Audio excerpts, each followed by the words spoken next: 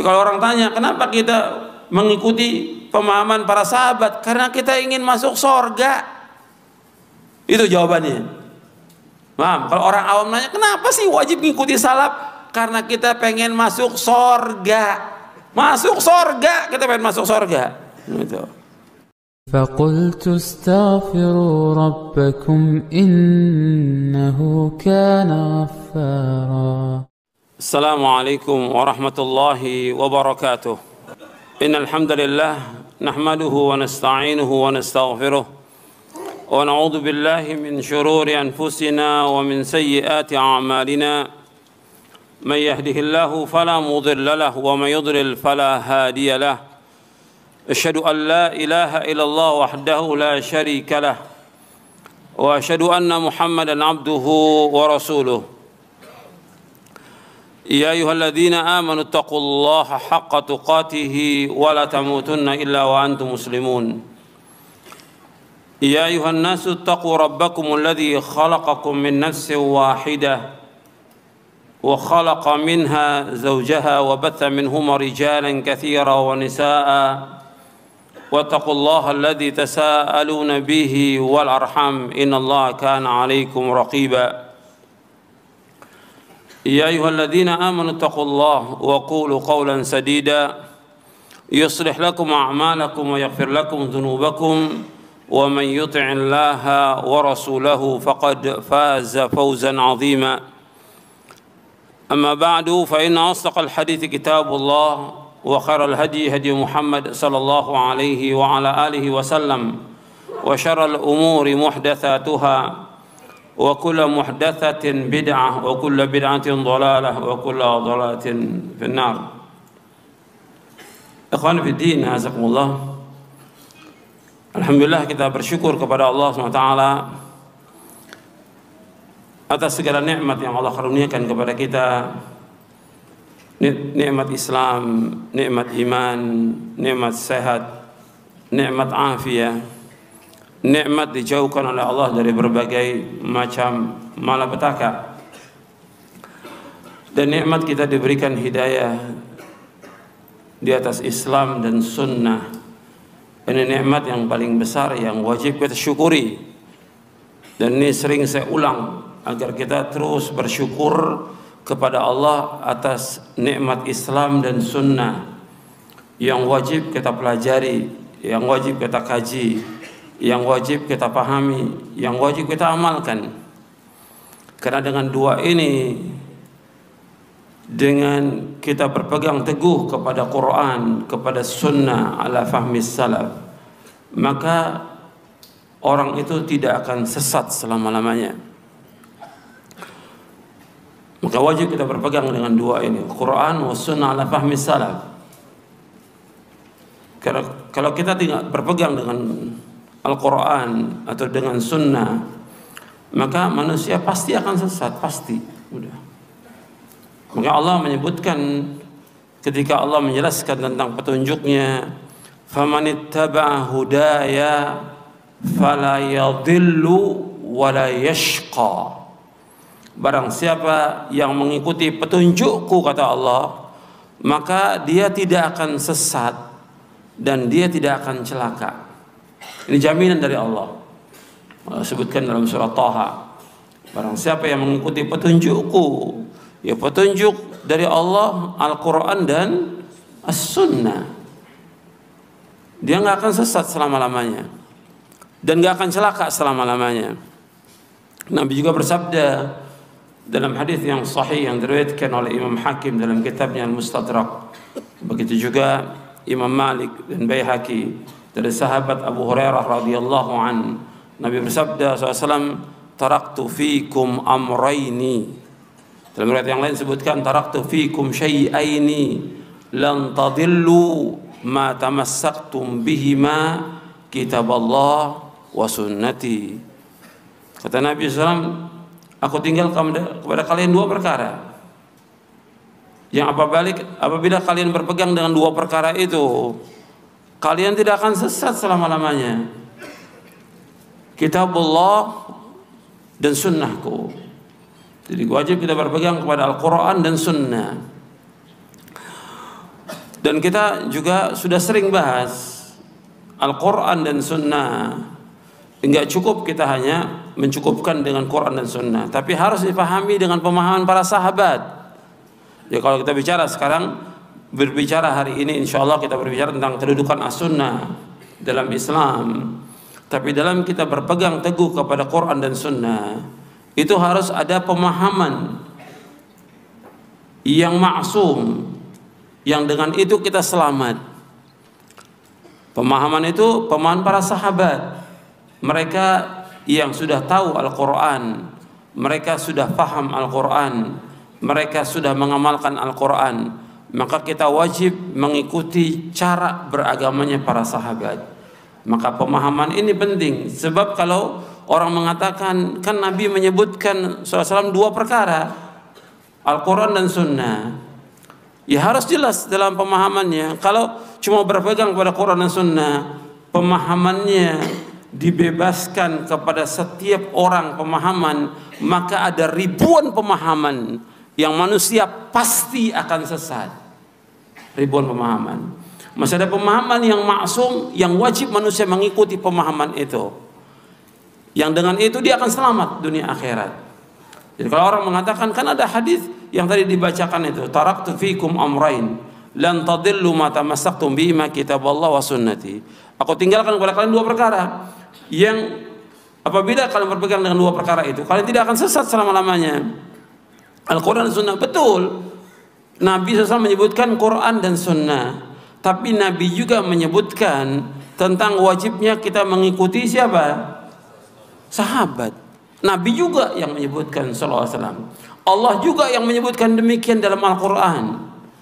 Kalau kita mengikuti para sahabat, Allah menyebutkan kita pasti mendapatkan keridhaan Allah dan akan pasti mendapatkan surga. Allah yang mengatakan demikian dalam Al-Quran.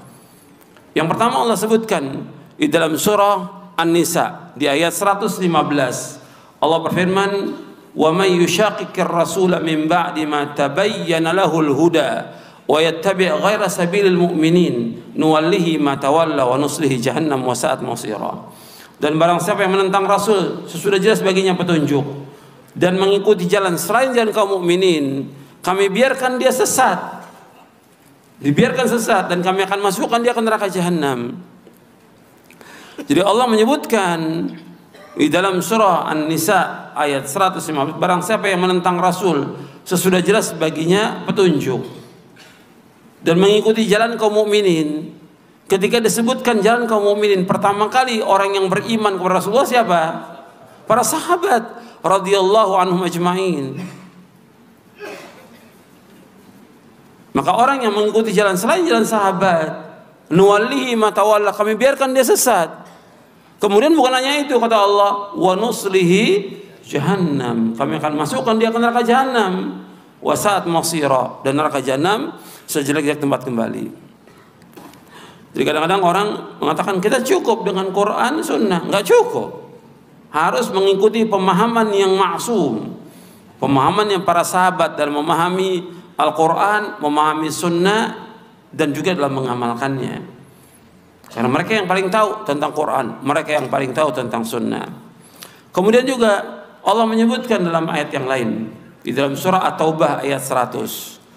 Allah berfirman, "Was-sabiquna al-awwalun minal muhajirin wal ansar walladzina ittaba'uuhum bi ihsanin radhiyallahu anhum wa radu an wa 'ada lahum jannatin tajri tahta al-anharu khalidina fiha abada dzalikal fawzul 'adzim." Allah menyebutkan dalam surah At-Taubah surah 9 ayat 100. Dan generasi yang pertama dari umat ini dari kalangan muhajirin dan ansar, dan orang-orang yang mengikuti mereka dengan baik, Allah redha kepada mereka, mereka pun redha kepada Allah. Kami sediakan bagi mereka surga-surga yang mengalir di bawahnya sungai-sungai yang mereka kekal di dalamnya selama-lamanya, dan itulah kemenangan yang besar. Allah SWT menyebutkan dalam ayat ini, dan yang pertama, yang terdahulu dari kalangan muhajirin ansar. Kalau disebutkan muhajirin, siapa? Para sahabat yang hijrah dari Mekah ke Madinah. Kalau disebutkan ansar, yaitu para sahabat yang berada di Madinah, yang menolong para sahabat yang datang dari Mekah, yang Allah sebutkan di dalam surah Al-Hasyr. Di surah Al-Hasyr surah 59 di ayat 8 Allah menyebutkan tentang orang-orang muhajirin. Di ayat 9 Allah menyebutkan tentang orang-orang Ansar. Di ayat 10 tentang kita sampai hari kiamat. Dari mulai tabi'in sampai hari kiamat, wajib mendoakan mereka dengan kebaikan. Wajib mendoakan siapa?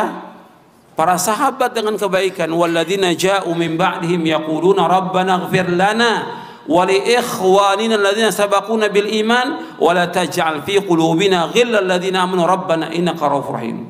Dan orang-orang yang datang sesudah mereka, sesudah siapa? Saya ulangi lagi. Orang-orang yang datang sesudah mereka. Di ayat ke-8 Allah menyebutkan tentang siapa? Muhajirin. Di surah Al-Hasyr surah 59 ayat 8. Di ayat 9 ini Allah menyebutkan tentang orang-orang Ansar. Dan orang-orang yang datang sesudah mereka, sesudah siapa? Muhajirin dan Ansar. Mereka mengucapkan Rabbana ighfir lana, wahai Rabb kami, ampunilah kami, wa li ikhwanina alladzina sabaquna bil iman, dan saudara kami yang lebih dahulu dari kami beriman. Wa la taj'al fi qulubina ghillal ladzina amanu, dan jangan kau jadikan kepada kami, di hati kami, rasa dengki, rasa benci kepada orang beriman. Rabbana innaka ra'ufur rahim, wahai Rabb kami, sungguh yang Engkau yang Maha Pengasih dan Penyayang. Kita kembali sekarang kepada ayat yang tadi, surah 9 ayat 100. Orang-orang Muhajirin dan Ansar, dan orang-orang yang mengikuti mereka dengan kebaikan. Jadi Muhajirin dan Ansar para sahabat radhiyallahu ajma'in.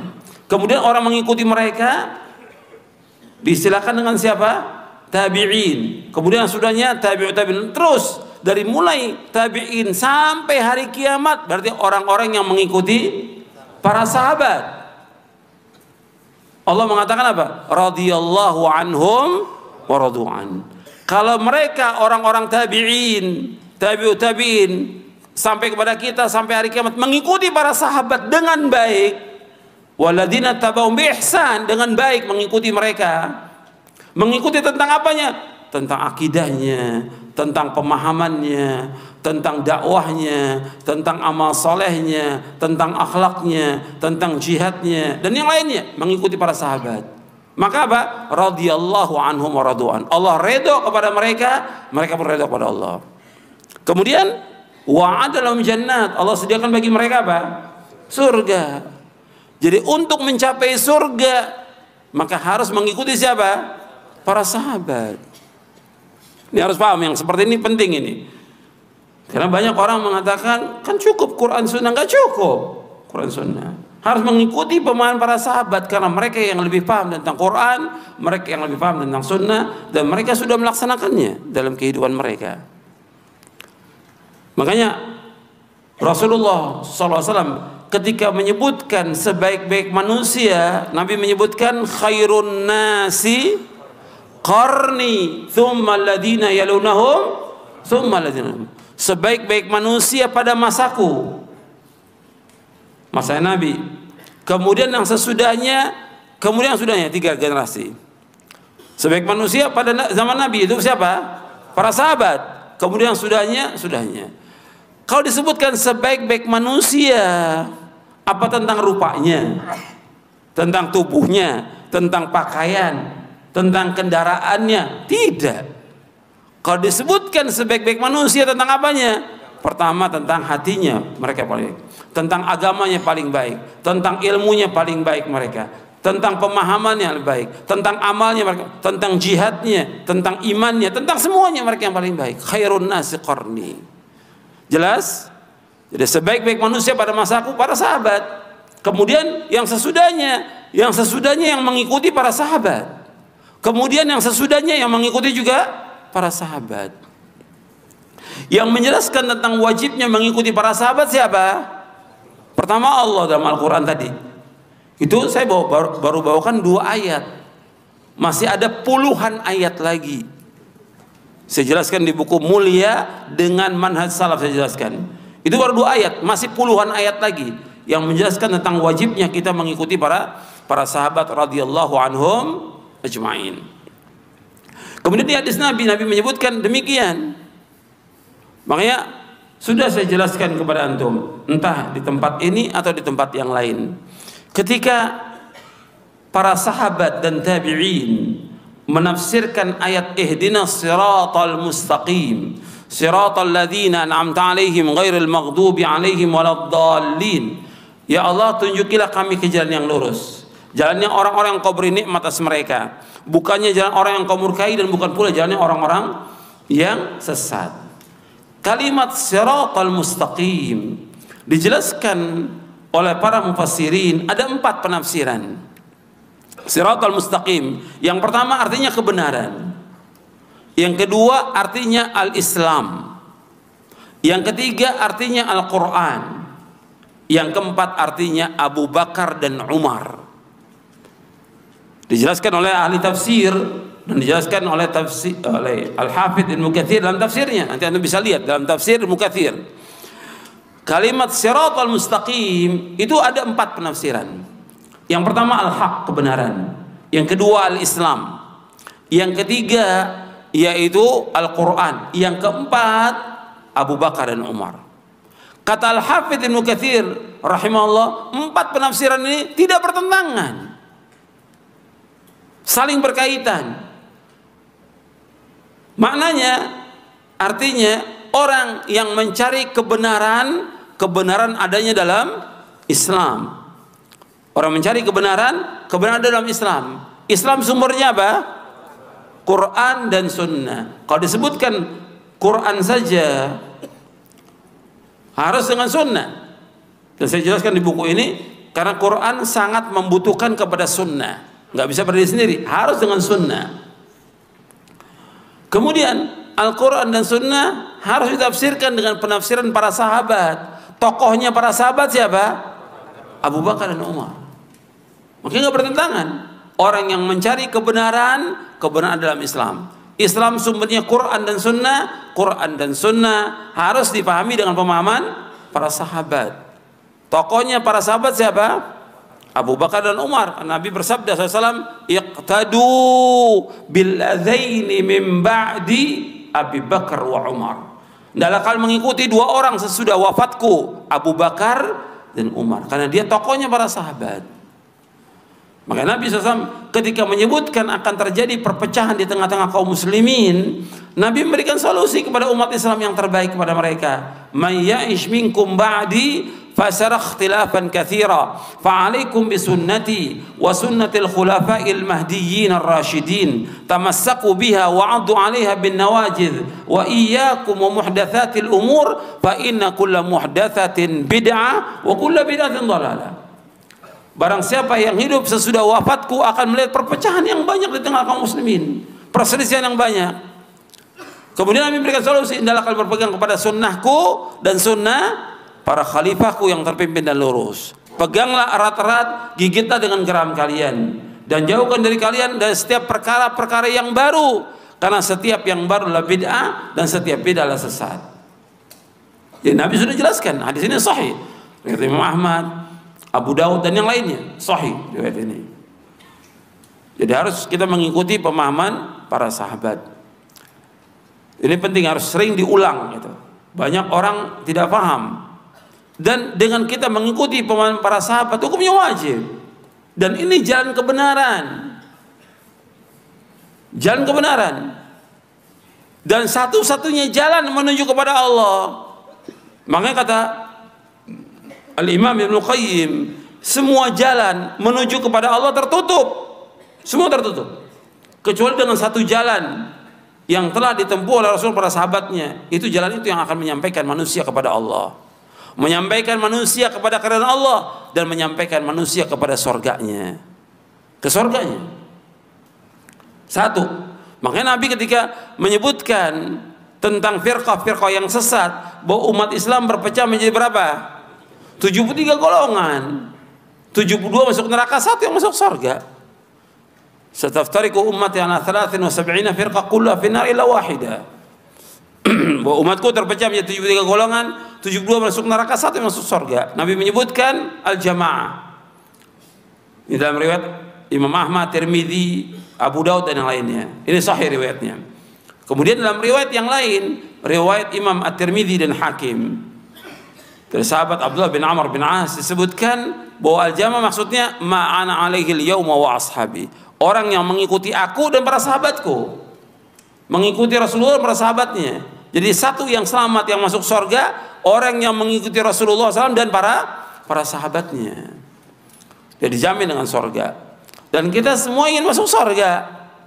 Jadi kalau orang tanya, kenapa kita mengikuti pemahaman para sahabat? Karena kita ingin masuk surga. Itu jawabannya.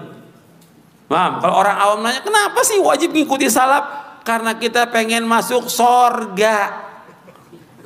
Ya, kalau orang Betawi bilang masuk surga, masuk surga, kita pengen masuk surga. Gitu. Jalannya apa? Ya harus tempuh jalannya. Satu jalan itu, nggak bisa jalan yang lain. Karena jalan yang lain kalau tempuh pasti pecah belah, pasti udah pecah belah. Karena Allah menyebutkan demikian. Antum lihat dalam surah Al-An'am, surah yang ke-6 ayat 153. Allah berfirman, wa anna hadha sirati mustaqiman fattabi'uhu wa la tattabi'us subula fatafarraqa bikum an sabilihi dzalikum wassaqum bihi la'allakum tattaqun. Allah berfirman dalam surah Al-An'am surah yang ke-6 ayat 153. Wa anna hadha sirati mustaqiman. Inilah jalanku yang lurus. Fattabi'u, ikuti jalan lurus. Ikuti jalanku yang lurus. Wala tattabi'u subul, jangan kalian mengikuti jalan-jalan yang lain. Fatafarraqa bikum sabili. Nanti kalian akan terpecah belah dari jalan yang lurus itu. Dzalikum wassaqum bi la'alakum tattaqun. Demikian Allah wasiatkan kepada kalian agar kalian menjadi orang yang bertakwa. Dijelaskan oleh Abdullah bin Mas'ud radhiyallahu an tentang ayat ini bahwa Nabi SAW, kata Abdullah Mas'ud, khatta Rasulullah SAW khattan biyadihi wa qala hadha sabilullahi mustaqima. Kemudian Nabi khatta biyadihi, khatta khudutan ala yamini wa shimali. Jadi satu garis di garis, kemudian digaris lagi sebelah kanan, garis-garis yang pendek yang kecil. Kemudian setelah Nabi menyebutkan demikian, hadhihi subulun mutafarriqatun. Ini jalan-jalan yang memecah belah. Ma min sabirin illa wa alaihi syaitanun yad'u ilaih. Dan setiap jalan mesti ada setan yang mengajak kepadanya. Tsumma tala qaulahu ta'ala. Nabi baca ayat ini, wa anna hadza sirati mustaqiman. Riwayat Ibnu Mas'ud ini diriwayatkan oleh Imam Ahmad dalam musnadnya, dan athar ini hasan. Artinya disebutkan bahwa Nabi menggaris satu garis yang lurus, di kanan kiri garis itu ada garis-garis yang pendek.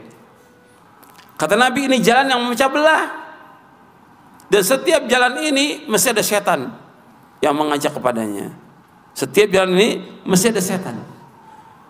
Makanya dikatakan oleh Imam Mujahid, kata Imam Mujahid, jalan selain jalan yang lurus ini jalannya ahlul bid'ah wa ahlul ahwa. Jalannya orang-orang yang berbuat bid'ah dan mengikuti hawa nafsu. Jadi ikhwan fillah, azakumullah, jalan satu yang selamat ini yang wajib kita ikut, yaitu mengikuti Quran wa sunnah ala fahmi salaf. Saya pikir cukup sampai di sini, mudah-mudahan bermanfaat yang saya sampaikan untuk saya dan untuk sekalian. Kurang lebihnya saya mohon maaf. Wassallallahu nabiyana Muhammadin sallallahu alaihi wasallam, subhanakallahumma bihamdik, asyhadu an la ilaha illa anta astaghfiruka wa atubu ilaik. Assalamualaikum warahmatullahi wabarakatuh.